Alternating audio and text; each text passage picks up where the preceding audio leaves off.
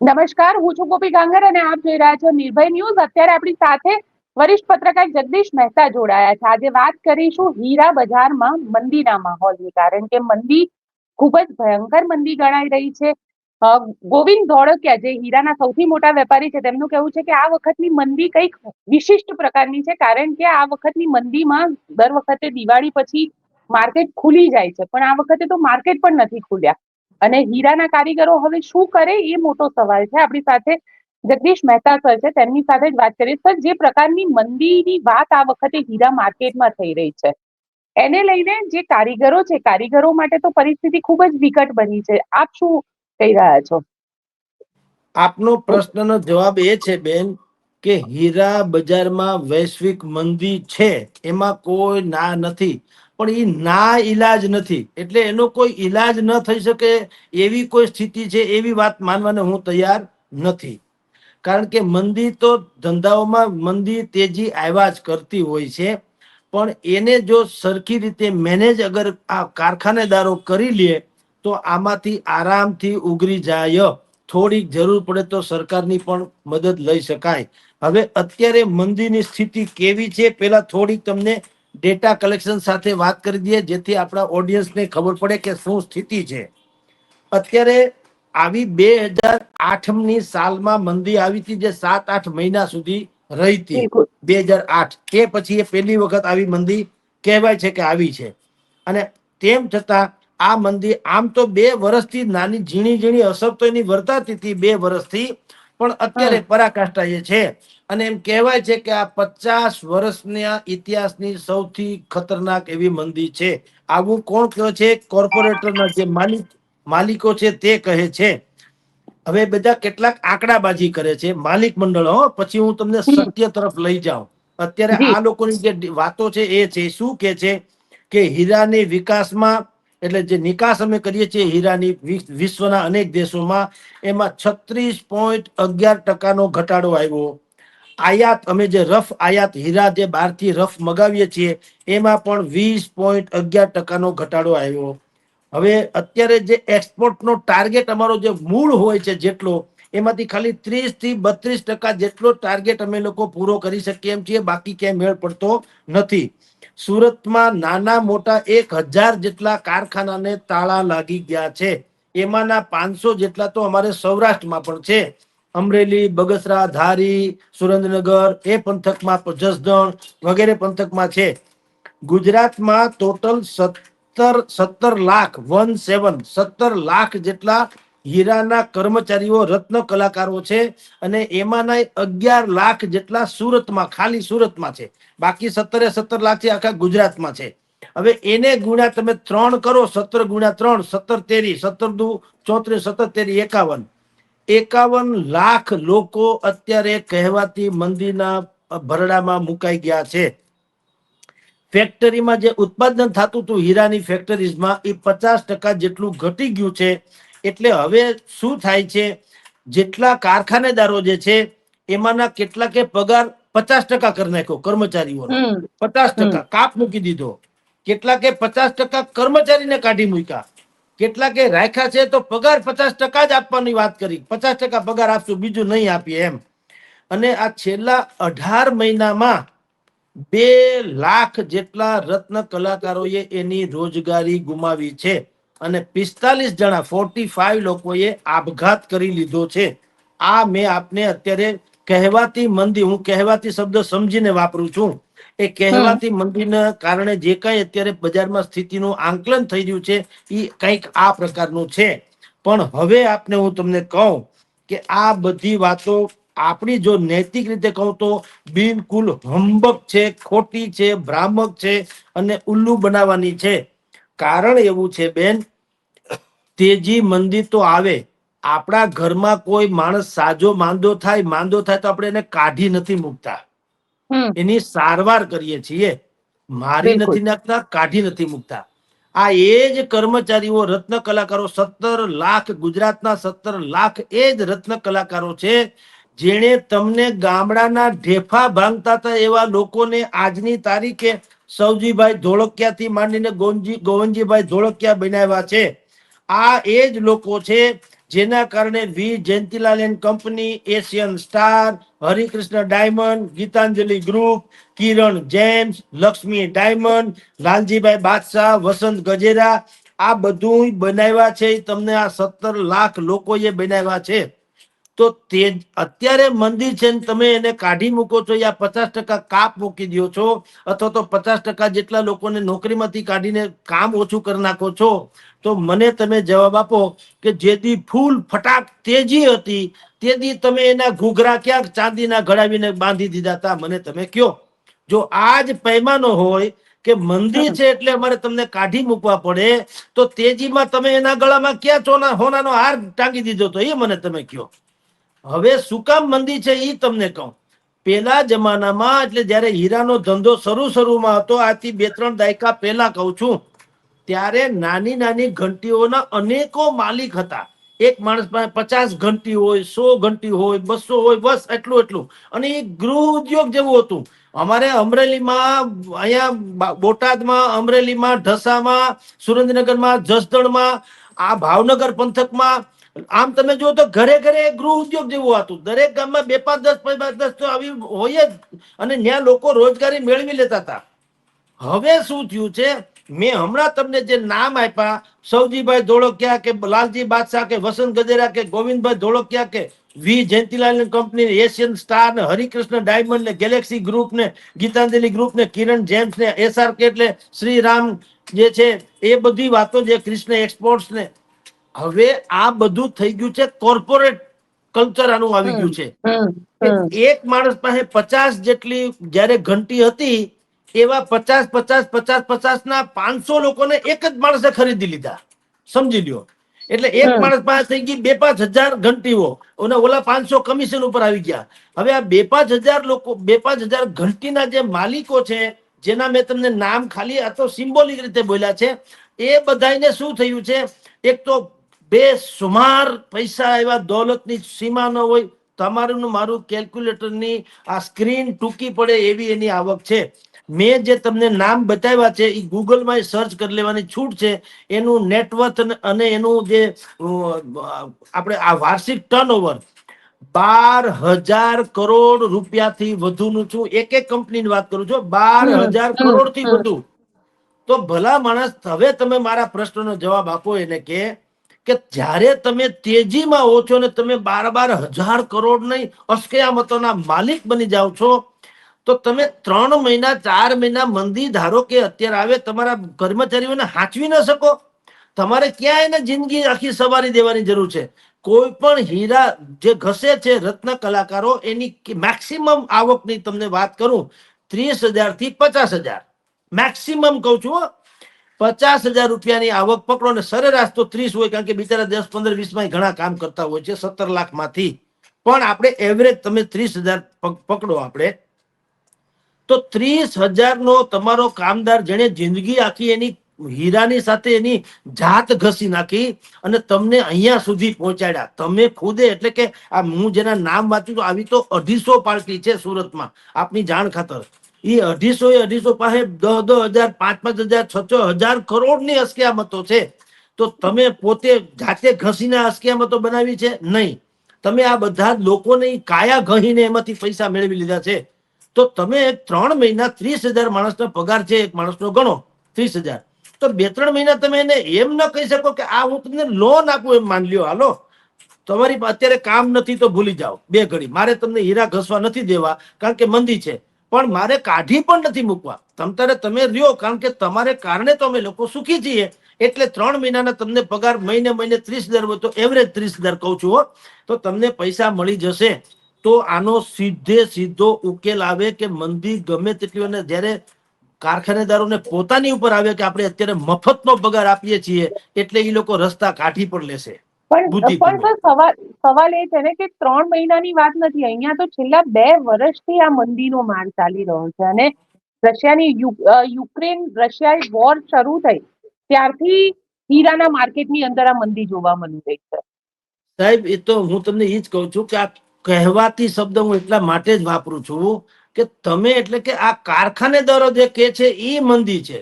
હીરાના લોકો, ઘસનારા લોકો નહીં, રત્ન કલાકારોને પૂછો તો નથી એવું.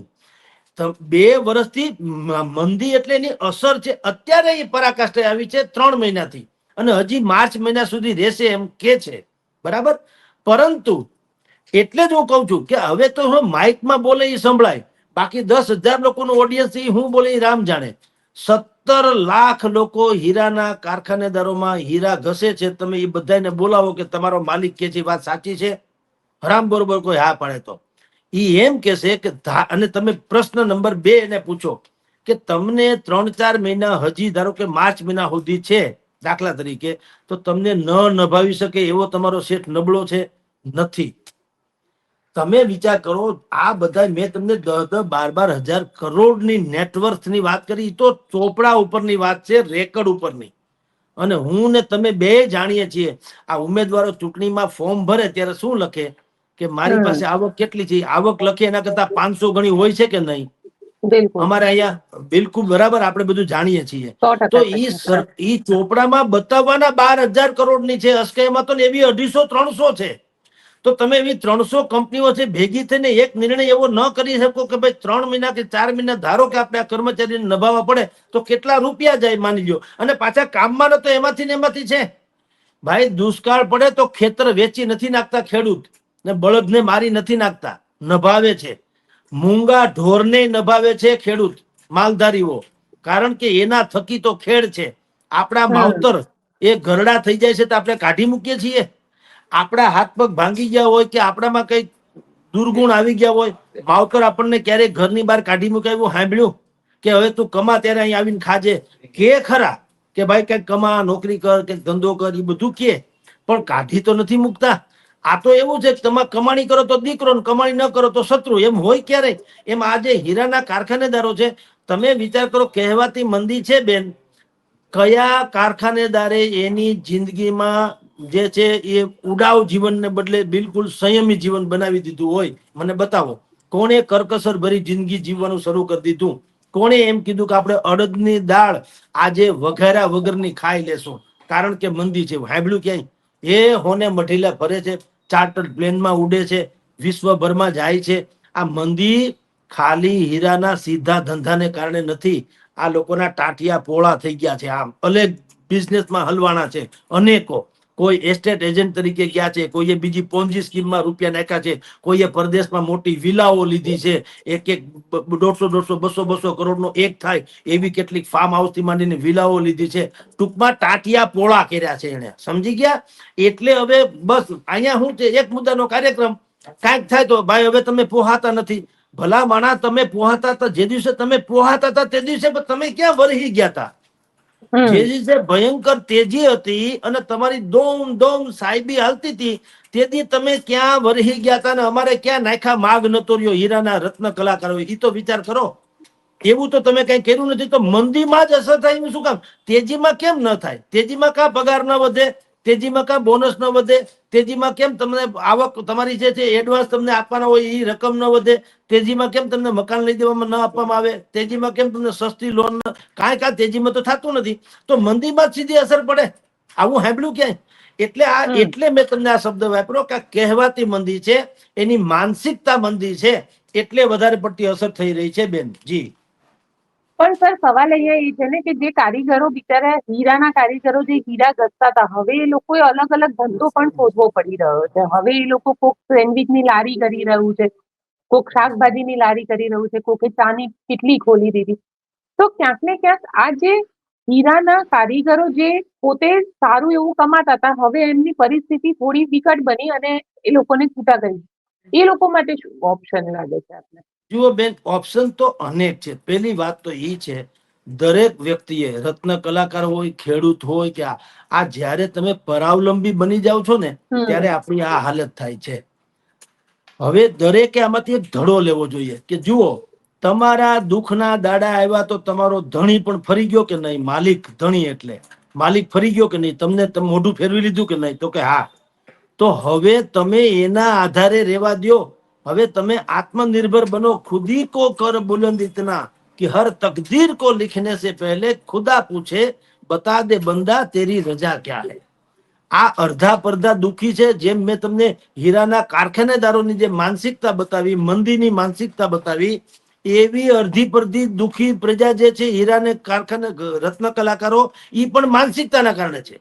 એટલે ઈ બધામાંથી અડધા પડધા લોકો એવા છે જેને અહીં ગામમાં 5-25 વીઘા જમીન છે. હવે એની જમીનમાં પંચમહાલ થી ને મધ્યપ્રદેશ થી મધ્ય ગુજરાત થી આવેલા લોકો ખાઈ પીને મજા કરે છે. એ જમીન હાચવવાના પોતે શેઠિયા થઈને હવે જો કોઈને ખેડ નથી કરવી. શું કામ? હમ હવે જે નવી પેઢી જે છે એમાં જેટલી પણ કન્યાઓ છે, કન્યાઓને ગામડે રહેવું નથી. એને ચોપાટીએ ફરવા જવું છે, 2-3 મૂવીઝ જોવી છે, પાણીપુરી ખાવી છે, નવા કપડા પહેરવા છે, રોલો પાડવો છે હગાવાલામાં, અથવા તો એના જે કોઈ રાઇવલ પોતાની દ્રષ્ટિએ ગણતા હોય એમાં, કે જુઓ અમે શહેરમાં છીએ અમે સુખી છીએ, અમે ગામડામાં ઢેફા ભાંગતા નથી.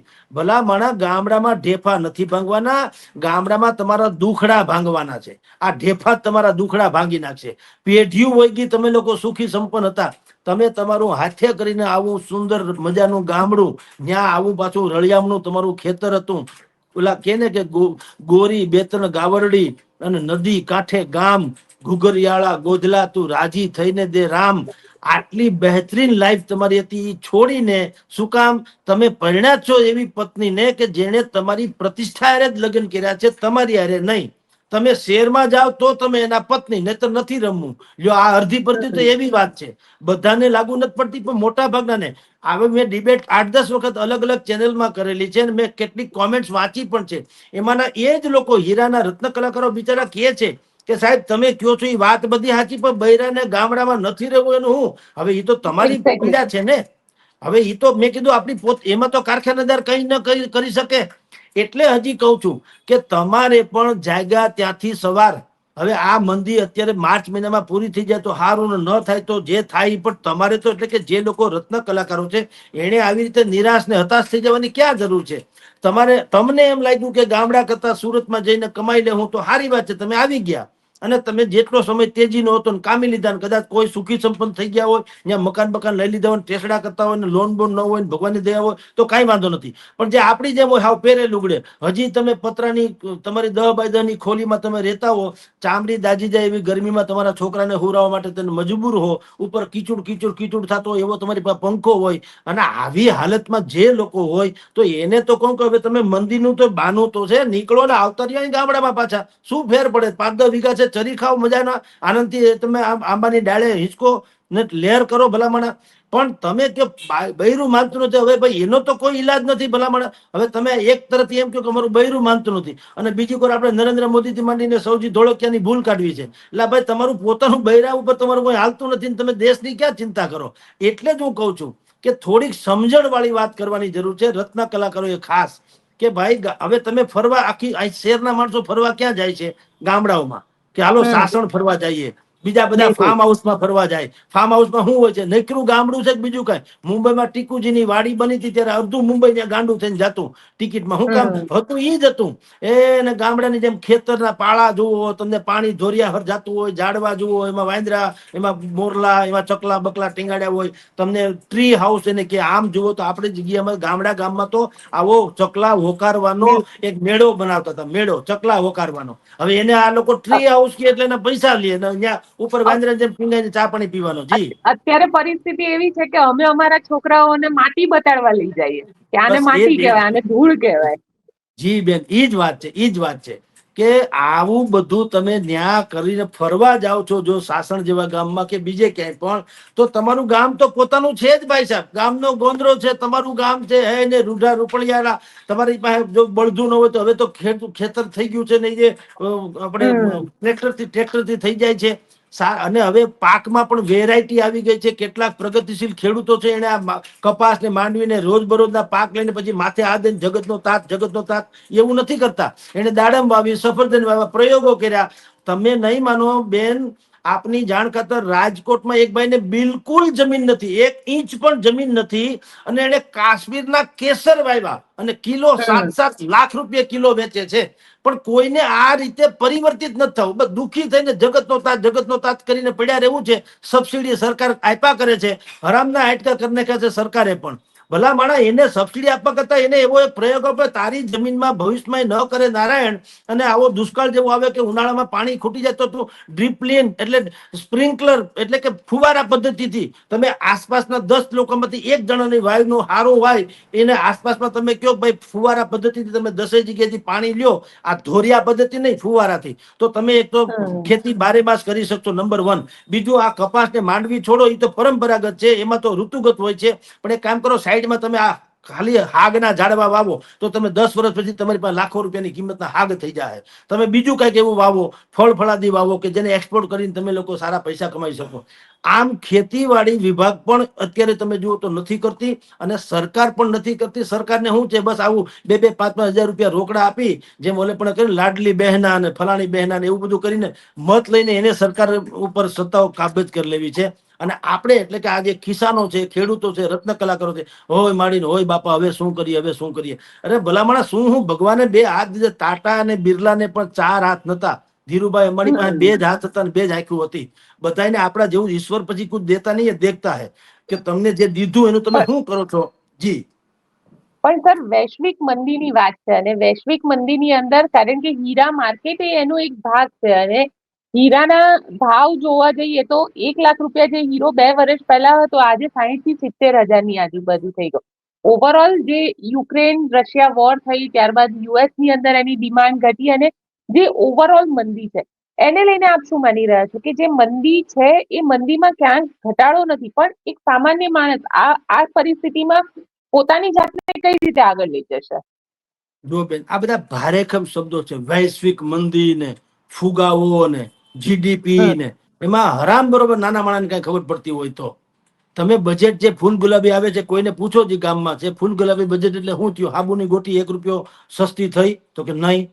તો શેનું ફૂલ ગુલાબી એટલે હું, ખાંડ 1 કિલો સસ્તી થઈ, એક પાવલું ઘટ્યું કે નહીં, એસટી બસમાં 1 રૂપિયો ઘટ્યો કે નહીં, નિહાળમાં તમે જાઓ છોકરાની ફી છે કે તમારા ગણવેશ છે ચોપડા છે, એમાં પાવલું ઘટ્યું કે ના, ખાંડ ગોળ તેલ ઘી ચોખા મગ અડદ દાળ આ છે તે છે, જે કઈ આપણે જીવન જરૂરિયાતનું જે વસ્તુ જોઈએ છે, એક બજેટ અત્યાર સુધીમાં કેટલા ફૂલ ગુલાબી બજેટ બહાર પડ્યા. હવે તો તમને ખબર, એ લોકો પણ બુદ્ધિશાળી થઈ ગયા છે કે તમને એવી રીતે ચીટીઓ ભરે કે પેલા તમને ખબર બરફ મૂકી જાય પછી ચીટીઓ ભરે એટલે ખબર ન પડે ચીટીઓ ભર્યો એમ. એવી રીતે હવે બજેટો મંડ્યા આવા રમકડા જેવા આવવા કે તમને ધૂંબો લાગે એ ક્યારે ખબર પડે, તમને ઓલા ખબર છે સ્ટેબિંગ થતો હોય તમને અમદાવાદમાં, સ્ટેબિંગ એવું થાય કે તમને અહીં ગળામાં સ્ટેબિંગ કરે, મને 1 કિલોમીટર તો ખબર જ ન પડે, હું ઘરે આવું ત્યારે આમ લથપથ લોહી થવા પડે ત્યારે ખબર પડે ઓહો હો મારું તો કોઈ ગળું કાપ્યું. એમાં બજેટમાં હવે આવા સ્ટેબિંગ જેવા બજેટ મંડ્યા આવવા કે તમને જયારે સમજાય ત્યારે તો બજેટ પૂરું થઈ ગયું, એના વખાણે પૂરા થઈ ગયા હોય, ટીવીમાં ડિબેટ પૂરી થઈ ગઈ હોય, હો ના કામે હવ ચડી ગયા હોય, અને કોઈ સાંભળનારું ન ત્યારે તમને ખબર પડે ઓહો આમાં તો શરતો લાગુ છે ને અમે તો મરી ગયા. એટલે જે રીતે એ પ્રમાણે છે તમે કહો છો એ બધા ભારેખમ શબ્દો કહું છું, વૈશ્વિક મંદી ને લા ભાઈ વૈશ્વિક મંદી, ચીન વાળાએ કેમ સિન્થેટિક હીરા કાઢ્યા ચીને, જો બુદ્ધિ વાપરો, બુદ્ધિ આગળ બળ પાણી ભરે. ચીને શું કર્યું, સિન્થેટિક હીરા કાઢ્યા, એટલે કે હીરાની માસીનો છોકરો, મૂળ હીરા એટલે ચમકે ઈ કે બીજું કાંઈ, હવે એની ભીતરમાં ઈ ઓરિજિનલ છે કે નહીં ઈ ક્યાં જોવા જેવી જરૂર છે. તો પરદેશમાં શું છે, ચમકવું જોઈએ, એને આપણી જેમ નથી 10 તોલા હોનું 15 તોલા હોનું ને એવું કઈ છે નહીં, કરિયાવરમાં દેવાનું, મારું મામેરું ભર્યું, મારા ખોળાની લાજ રાખી લ્યો, મારી પાઘડીની લાજ, એવું ઘોકા ઘણી ન્યા કઈ છે નહીં. ન્યા તો દેખાવમાં સારું લાગવું જોઈએ. તો બુદ્ધિશાળીના દીકરા ચીન વાળા એને શું કર્યું કે એને ગળામાં પહેરે ને એવો હાર, હમણાં ટ્રમ્પની દીકરીએ પહેર્યો તો જયારે જીતી ગયા ત્યારે અભિવાદન કરવા આવ્યા, તેની છોકરીના ગળામાં જુઓ તમે રાંઢવા જેવો હાર હતો, એક નાગ આખો વીટાઈ ગયો એવો, તો એ હતો હીરાનો જ હતો આખે આખો, પણ એ બધો સિન્થેટિક એટલે ચમકે ભયંકર, કાળું કંઈક પહેર્યું હોય ને એની ઉપર તમે હીરાનો ડાખો પહેરો તો એના સિવાય કોઈની નજર ક્યાંય જાય નહીં, એવું સુંદર એને કલાકૃતિ વાળું હતું. તો જેમ એ લોકો રસ્તો શોધી કાઢે છે, આ મંદીનો એક ભાગ એ પણ છે કે ભાઈ ચીનમાં અને યુરોપીય કન્ટ્રીઝમાં એમાં એમ કે હીરાની ડિમાન્ડ ઓછી થઈ ગઈ છે ને, ઇઝરાયલ ને ઈરાનનું ઓલા હમાસનું યુદ્ધ હાલે છે ને, યુક્રેન ને રશિયાનું, એટલે ભાઈ એ તો દુનિયા આખી થયા જ કરશે, પણ તમારે રસ્તો તો કરવો કે નહીં. કોઈ દી ઝરણું હોય પાણીનું, એને કોઈ દી કીધું ક્યાંય પણ ઝરણાએ કે ભાઈ આડો પર્વત આવી ગયો, અહીં ઝાડવું આવી ગયું, અહીં હેઠાણ આવી ગયું, અહીં ઊંચાણ આવી ગયું, અહીં ફલાણું છે, એવું કાંઈ નહીં, એ એનો રસ્તો કરી લે અને એટલે એ નિર્મળ રહીએ. ભાઈ ગમે એ છે બધું આવવાનું જ છે, એમ તેજી મંદી બધું આવવાનું છે. તો હીરા રત્નના કલાકારો છે, ખાસ કરીને આમાંના એક કારખાનેદારે ક્યાંય હાંભળો આપઘાત કર્યો છે? તમે ને હું ટીંગાઈ ગયા, છોકરા આપણા મરી ગયા, હીરાના 45 લોકો 18 મહિનામાં ગુજરી ગયા. પણ તમને કોઈ મંદિર, તમારે તો 20-25 હજારની મંદિર છે, તો કારખાનેદાર તો 20-25 હજાર કરોડની હોવી જોઈએ ને, તો કાંઈ ઈ નથી ટીંગાઈ જતો નથી. એવું કાંઈ, ઈ તો બધું સલામત છે. તમારે છે જે ડકો છે ઈ તો. એટલે હું તમને કઉ છું કે એક તો ઈ માનસિકતા બદલાવી લે પોતે તો મેળ પડે. એક વાત નંબર 2, શંકરસિંહ વાઘેલાના વખતમાં હીરાના ઉદ્યોગકારો માટે ને રત્ન કલાકારો માટે એક સ્પેશિયલ બોર્ડ બનાવવામાં આવ્યું હતું, રત્ન કલાકારોનું બોર્ડ. અને ઈ આના માટે છે ને વાત કરે છે, બીજા બધા આદિવાસી વિકાસ ને યાત્રા વિકાસ ધામ ને ફલાણા વિકાસ ધામ બોર્ડ હોય છે ને, એવું રત્ન કલાકારો માટે હતું. તમે કલ્પના કરો, ખેડૂતનો એક વખત તમે અતિવૃષ્ટિ થાય યા અલ્પવૃષ્ટિ થાય તો તાત્કાલિક સર્વે થશે અને ખેડૂતોને આપવામાં આવશે, સર્વે થશે, ખેડૂતોને આપવામાં. હું કામ પેલા મત સિવાય કાંઈ નથી આમાં. ખેડૂતને કાંઈ મળતું નથી. એ ઢઢિયો પીટાય છે. તમે પાલભાઈ આંબલિયાને પૂછો, એ તમને કહે કે બધી સર્વે પણ બોગસ થાય છે, કોઈને કાંઈ પૈસા જેને હોવા જોઈએ મળતા નથી, પૂરતા મળતા નથી.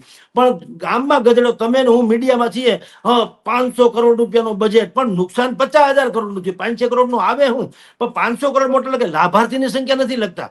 500 કરોડમાં તમે નીચે લખો ને કે 500 કરોડનું બજેટ ફાળવ્યું છે અને એના લાભાર્થી 4.5 કરોડ લોકો કે 4.5 લાખ, તો હંધાને ભાગમાં આવે 1500-2000 રૂપિયા. 1500-2000 રૂપિયા આવે હું અત્યારે સમોસા 2 પ્લેટના ખાઈ જાવ તો હંધા પૂરું થઈ જાય.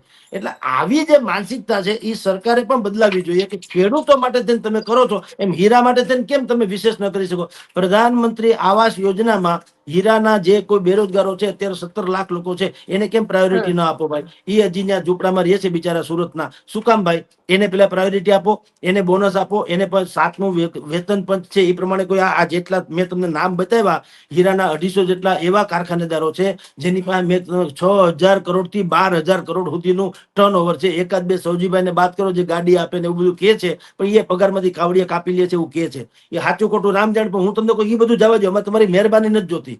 તમે એને હકના પૈસા હોય આપી દો. 7મા 8મા પગાર પર જે શ્રમિકો માટે જે સરકારે જે કાયદો કર્યો છે, અસંગઠિત ક્ષેત્રના શ્રમિકો માટે સરકારે મિનિમમ વેજીસ એટલે કે લઘુત્તમ વેતન એનો જે આપ્યો છે, હાલો ઈ તમે એને આપી દો એટલે વાત થાય પૂરી. કા નથી આપતા? શોષણ ભયંકર થાય છે આ તો બધા. અને ઈ શોષણના રૂપે પાછા એને નરેન્દ્ર મોદી સાલ ઓઢાડે કે અમિત શાહ ઓઢાડી દે કે ભાઈ ભૂપેન્દ્રભાઈ ઓઢાડી દે, એ અંદર ટેસડા કરે. હો મોટે ભાઈ આ નાના માણસો નું કોઈ ભોજો ભાઈ સાંભળતું નથી. એટલે તમને કહું, 2-3 આ મંદિર તો છે જ, સમજાય. એની કારણે કરવા કરતા ઉકેલ છે. એક ઉકેલ સૌથી પેલો ઈ છે કે કમસે કમ માલિકો જે છે ને એ કમસે કમ માણસ બને. વાતની એક વાત, એ ખાલી એના બોસ ન રહે, માણસ બને કે ભાઈ 3-4-5 મહિના છે તો માણસને નિભાવી દો. અને કયો ભાઈ, અને કોઈ છાતી ઠોકીને શું કામ નથી કેતું કે ભલા માણસ દુઃખ સુખ તો આવ્યા કરે, તમારા કારણે અમે સુખી થયા છીએ, એક તમારે કાંઈ મૂંઝાવાની જરૂર નથી. તમારે 5 મહિનાનો પગાર એડવાન્સ આપ્યો તેમ માન લ્યો. તમે પાછા જયારે તેજી આવી જાય પાછા મને આપી દેજો ધીરે ધીરે. તો કોઈ માણસ ગદ્દાર તો છે નહીં, વફાદારી તો ચરમસીમા છે. તો આ રત્ન કલાકારો નભી જાય એમ છે, ઈ નથી કરતા. નંબર 1. તો નંબર 2 છે પ્રજાએ પોતે સમજવાની જરૂર છે. ક્યાં સુધી આમ ભીખ માંગા કરવી આપણે પણ? ક્યાં સુધી રોદણા રોયા કરવા? આપણા ઘરમાં અહીંયા ગામમાં હાલત તમને ખબર છે, દરેકના ગામડામાં તમે જાઓ, અમરેલી પંથકમાં, ભાવનગર પંથકમાં, ઢસામાં, જસદણમાં, સુરેન્દ્રનગરમાં જાઓ, ગામડા વેરાન થઈ ગયા બેન, ઉજ્જડ થઈ ગયા, ઉજ્જડ. હેરિટેજમાં આવે ને, હેરિટેજ એટલે કે પુરાતત્વ વિભાગને એમ લાગે કે આ કોઈક ગામડું ભૂતકાળમાં ધમધમતું અત્યારે ખાલી થઈ ગયું છે એવું ગામડું, એવા વેરાન થઈ ગયા. ભાભાઓ બેઠા હોય માડી ગામમાંથી ઘરની ઓહરી ઉપર બેઠા હોય, અને ભાભાઓ બેઠા હોય ગામના ગોંદરે અથવા ગામની કોક દુકાનને ઓટલે બેઠા હોય. હંધાય માથે હાથ દઈ દઈને પોતાના જ રોદણા રોતા હોય અથવા તો ચિંતામાં પીડ્યા હોય. એને એમ છે દીકરા કામી દે, દીકરા બીકરા જાય, ન્યાય એનું પૂરું થતું હોય નહીં. અહીંયા વાડી હોય તે પછી બીજા કોક પાસે વવરાવી કરાવી. મધ્યપ્રદેશથી મેં તમને કીધું એમ ઉત્તર ગુજરાતથી, મધ્ય ગુજરાતથી જે લોકો ગોધરા પંથકના લોકોની પાસેથી વવરાવી અને જેમ તેમ કરીને ગુજરાન હલાવે. આ બેયનો વિયોગ તમે જો, આ માવતર વગરના છે, ઓલા લોકો એના છૈયા છોકરા વગરના છે, અને બધો જ પ્રકારની મુશ્કેલી હોવા છતાંય તમે જો ન્યા ટીંગાઈને મરી જવું છે હીરાના કારખાનેદાર માલિકની સામે બધું આતા બાપા કરીને. પણ માવતરના અહીંયા હાથ પડે, 2 કલાક પગ દબાવવા મળે, અને પોતાની ખેતીવાડી હોય તો વાવી જૂટીને ખાઈ પી લે તો શું વાંધો? એટલે એક માલિકોએ માણસ બનવું પડે, બીજું આ માણસો છે એને પણ ખરેખર આ રીતે પ્રેક્ટિકલ બનવું પડે. અને ત્રીજું કે જેમ સરકાર ખેડૂતના વિભાગમાં માને છે તાત્કાલિક બધો રાહત પેકેજ જાહેર કરે છે, એમ જરાક એને કહો તમે માનો તો આ લોકો મતદારો છે, 17 લાખ લોકો મતદાન આપે છે, એ લોકો ટેક્સ ભરે છે, એ આપણા ગુજરાતના છે, આપણા ભાઈઓ છે. છે તો એના હાટુ કોક દી ક્યાંક માણા થવા 6 મહિના તો જે હાલવાની છે તમે કયો છો મંદી, તો સરકારમાં બુદ્ધિ કેમ નથી કે ભાઈ હાલો ઈ લોકો 17 લાખ લોકો છે એની એવડી મોટી રોજગારીનો પ્રશ્ન છે, આપણે એમાંથી પૈસા આપીએ, તમારે બાકી બધો ડખો થઈ જાય છે, પૂતળા ઊંચા થઈ જાય છે વિશ્વભરના, તારીખો નવા ડુંગરા હણગારી દો છો તમે હેરિટેજના નામે. હવે એ 2 વર્ષ મોડા તરત ક્યાં ફાટી પડે એમ છે. આ જે આપણા જે જણ છે એનું તો ક્યાંક પેલા વ્યવસ્થા કરો. એટલે મૂળ વાત ચારેક ઓર આ પ્રકારની છે, માનસિકતાની મંદી ઓર છે. જો બધા સુધરી જાય તો આમાંથી પાર ઉતરી શકે એમ છે. જી બેન. બિલકુલ સર, આપ અમારી સાથે જોડાયા અને આપે જે સજેશન આપ્યા તેના માટે આપનો ખૂબ ખૂબ આભાર. નમસ્કાર બેન. તો આપનું શું માનવું છે મને કોમેન્ટ બોક્સમાં ચોક્કસથી લખીને જણાવજો અને અમારી ચેનલ નિર્ભય ન્યૂઝને લાઇક, શેર અને સબસ્ક્રાઇબ કરવાનું ભૂલશો નહીં. આભાર.